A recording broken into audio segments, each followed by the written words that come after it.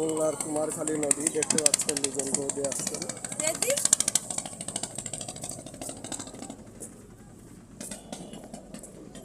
কুমারখালী খেয়াঘাট, এখানে অনেক লোক উঠানামা করছে, আপনারা দেখতে পাচ্ছেন। অত্যন্ত সুন্দর দৃশ্য, অনেক জাহাজ সাগরে যাওয়ার জন্য প্রস্তুত হচ্ছে।